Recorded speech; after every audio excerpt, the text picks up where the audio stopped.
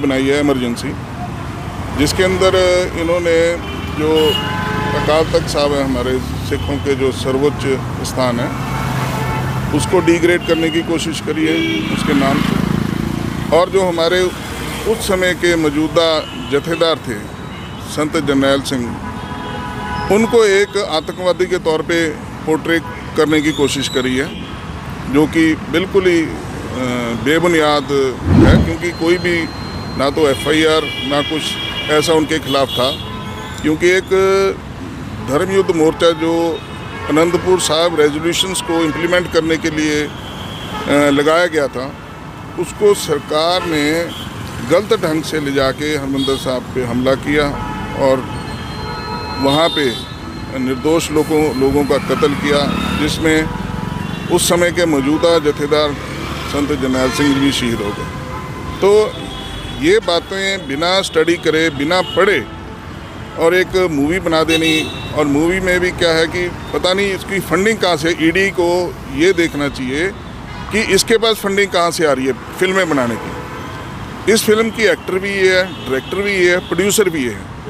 और अगर आप पिछले समय में देखोगे जितनी भी फिल्में इसने प्रोड्यूस करी हैं वो टोटली फ्लॉप रही हैं। एक फिल्म की तो टोटल 17 टिकटें बिकी हैं ऑल ओवर इंडिया में। अब इतनी बड़ी बजट की फिल्में के पीछे पैसा कौन लगा रहा है, किसका पैसा है, इसकी जांच होनी चाहिए। हमने कंप्लेंट फाइल करी है, इन्होंने जो धार्मिक भावनाएं भड़काने की कोशिश करी है और 2 कम्युनिटीज़ के अंदर जो इसने रिफ्ट डालने की कोशिश करी है, उसके तहत हमने इलाका मजिस्ट्रेट के under section 302, 299, 196 part 1, 197 part 1 BNSS के तहत हमने क्रिमिनल कंप्लेंट फाइल करी है, ताकि इसके खिलाफ पर्चा दर्ज करके इसको सज़ा दिलाई जा सके। सर, इसके साथ क्या सज़ा हो सकती है और कब की तारीख? इसकी अगली तारीख हमारी 17/9 है और इसके अंदर जो है मैक्सिमम 2 साल की सज़ा का प्रावधान है।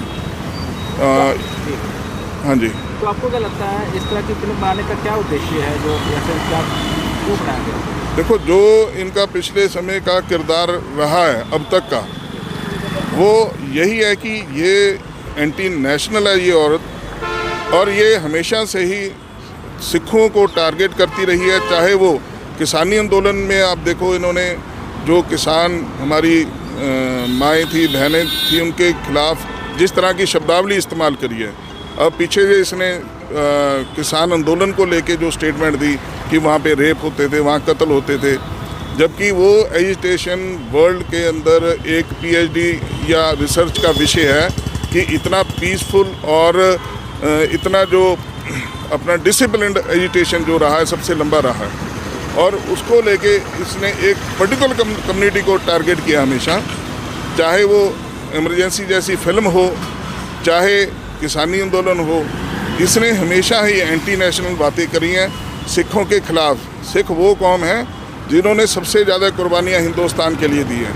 पंजाब का कोई गांव ऐसा नहीं है जहां से 2, 4, 5 लड़कों ने बॉर्डरों के ऊपर अपनी जानें ना दी हों, ना शहीद हुए हों।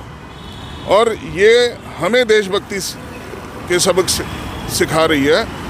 जो इसका बैकग्राउंड क्या है, इसके पिछोकड़ क्या है इसका, कोई इतनी अमीर नहीं है ये धक्के खा खा के बॉलीवुड में खुद कहती है, विक्टिम कार्ड प्ले करती है ये कि मेरे साथ रेप हुए हैं, मेरे को मिसयूज़ करा है।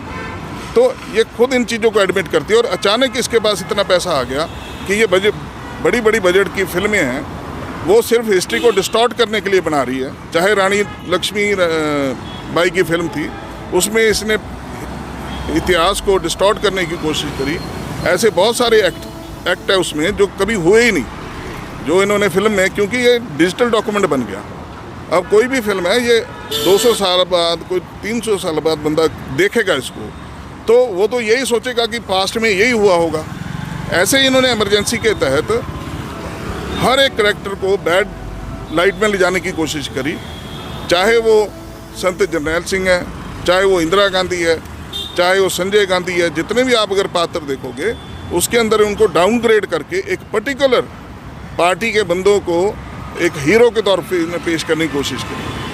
तो इसलिए इसका जो बैकग्राउंड है वो बड़ा क्वेश्चनेबल है। तो ये एजेंसीज को जरूर देखना चाहिए कि ये फंडिंग कहाँ से है।